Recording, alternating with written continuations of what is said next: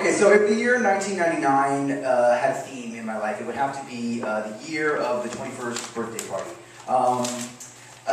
Pretty much everybody I know, myself included, turned 21 that year, and so there were a lot of 21st birthday parties. Not since the year of the bar/bar mitzvah have there been so many auspicious events on the social calendar, and I went to them all. I just loved it. It was awesome. It was kind of like, people would come far and wide for these things. It was kind of a big deal. 21 is like sort of a momentous occasion, and it's a milestone birthday, and you could make an argument that it's kind of like your last real milestone birthday, or like the last one that you look forward to, and people would come far and wide for these things, and it was like these little mini reunions of friends from college mingling with junior high friends, mingling with high school friends, and there's alcohol now, so they were all kind of inherently dramatic, but perhaps none so much as that of my friend Brian May. Now, Brian is currently something of a legend in the Valley where this story takes place, in that he's like that guy that knows everyone. Like, he just knows everybody. Like, you'll be somewhere talking to somebody, and they'll be like, oh, do you know Brian? Yeah, like, I know Brian. Oh, you know Brian? Like, he's totally that guy. He just makes friends everywhere he goes, and has this, really large network of friends and people that, like just acquaintances, friends, everything. So, plus, he kind of has a reputation for outlandish behavior and or party antics, and so his party in particular promised to be something kind of epic. So I show up with a couple of my friends, Evan and Joe, and it's at this big house with a really big backyard, and it's super nice, and there's like a gazebo and like a pool and a volleyball court and a fire pit and tiki torches, and everybody's there. It's like a who's who of like everybody anyone's ever known from high school, junior high, everything. It's like all the people that all gone to school together in a certain era of time are kind of all here at this place in this party, and it was pretty awesome. And I get there about 9:30 with my friends, and Brian is passed out. We're like, where's Brian? And they're like, he's passed out. And this is kind of news in and of itself. I mean, just a month earlier, at my 21st birthday party, I had seen Brian drink what is now known as a Brian May Special, which is 2 shots of rum, 2 shots of gin, 2 shots of tequila, 2 shots of vodka, half of a beer, floated in little orange juice. This is all in a 32-ounce super big gold mug and down. I mean, I saw this person do this. He's a big guy, and I saw him do this and walk around for the rest of the night in his own power. So whatever he got into on his birthday, he must have got into it early because he was down and out by the time we got there.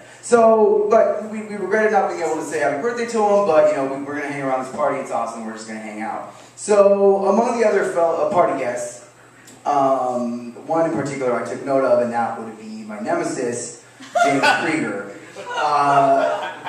We were actually friends. We were best friends. It was this like Shakespearean thing where we were like super close in 9th grade, and then in 10th and 11th we kind of had a falling out over a girl, of course. And I won't go into those details here, but needless to say, it was a classic love triangle gone wrong, and it did not end well. And then, even though years had gone by, there was still animosity between us, or at least from him towards me. And so, there were a lot of people at the party, and we knew a lot of people, so we didn't really have to interact with each other. We kind of just left each other alone. So this is kind of early in my drinking career. I didn't really know how to maintain, and after a little while, I got pretty drunk. And so I had the presence of mind to think, I could use a nap. I'm going to go take a nap. And so I left the party, and I went to go lay down in the back of my friend's pickup. And so I was like, you know what, it'll be fine. I'll just take a little nap. I'll wake up. I'll go back. I'll rally. It'll be cool. So I lay down in the back of the truck, and I blissfully kind of like drift away into a nice little happy little sleep. And the next thing I know, I'm awakened by this sound, just like sprinklers coming on. And like they're coming on, and they're pointed right at me. Like I'm just getting drenched with this liquid, and I'm like, oh shit, like sprinklers, like what? And then I'm kind of like, this isn't sprinklers, like this is beer. So I kind of am like, what? I'm totally disoriented. I sit up and I realize that I've been utterly and completely drenched in beer. And I'm like, what the hell? Like, how could that possibly even, how could that even happen? So I storm back into the party, and I swing open the front door. The party's going on in the backyard, but I open the front door, and it's the living room of the party. There's 2 people in the room. One is sitting like this, facing away from me, who I can't see. There's another person facing the door, looking at me, and that person is my nemesis, James Krieger. He breaks into a huge grin and says, somebody got fucked up, and then stands up and walks out of the room. And I was like, that son of a bitch. So I follow him to the backyard, and the party's in full swing, and I just kind of just call him out, just straight out, just like, oh really? Like, come on, like, just full volume. Are you serious? Like, that's how it's gonna go? Really? Like, that's how it's gonna be? Like, you know, after all this time and all this hatred and all this simmering resentment and bullshit, like, that's how this story ends? And I'm just kind of loud, and people are like, what's going on? And everything's kind of getting weird. And he's like, Tim, go away. Like, just shut up. Like, leave me alone. And I was like, really? Like, that's how it's gonna go? I'm surprised. Like, you know what? Like, if we're gonna go and that's how it's gonna be and we're gonna fight and that's what you want, like, let's just do it, like, right now. Like, just do it right now, right here in front of everybody. Like, fucking fuck it. Like, let's do it. So the party kind of is like, everything kind of gets kind of interesting. Like, somebody literally turns off the music. It kind of gets into this thing. Everybody like kind of huddles. Like, there's a buzz over the crowd. It kind of turns into this thing. We start kind of coming together, and our friends kind of divide us apart. We have this whole like dual conference scenario where we have certain friends that are kind of going back and forth, trying to like broker a peace deal of sorts. And my one friend says to me, he's like, you were so reasonable. I looked you in the eye, and he made this whole speech to me about, you know, we just let it go. This is years ago, blah, blah, blah. And I sat there and I nodded, and then I said, yeah, you know, you're right. I understand what you're saying. I completely hear you. You're making a lot of sense, but we have to fight now. Like, that's just kind of what has to happen. So at that point, people clear out, and there's like a path between us, and we just, and we go towards each other. And, you know, it wouldn't have been much of a fight, to be honest. I'm me, and he was a bigger dude, you know, probably maybe 6'2".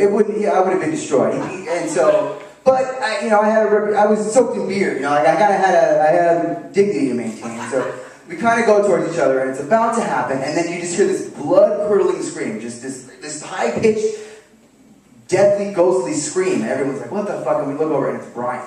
And he's come out from his room, and he's stripped down. He's wearing his boxer shorts. He's on the roof of the house, which he shimmied up while holding the hose. So he stands up and he's holding the hose, and he's like, no! And everyone in the party's like, what the hell? And he's like, no, this isn't gonna happen here. Like, my friends aren't gonna do this to each other. Like, there'll be no, like, bloodshed in my house, like, on my birthday. Like, what do I need to do? What do I need to do to stop you guys from fighting? Like, do I need to kill myself? And, like, literally, just wraps the rope and holds around his neck and starts to step towards the edge of the roof. And at that point, everyone's like, it's like a security concern. Everyone's like, stop, like, whoa, like, Brian, like, please, like, stop. There's, like, genuine concern. And, you know, it kind of turns the whole focus of attention on, you know, the potential jumper.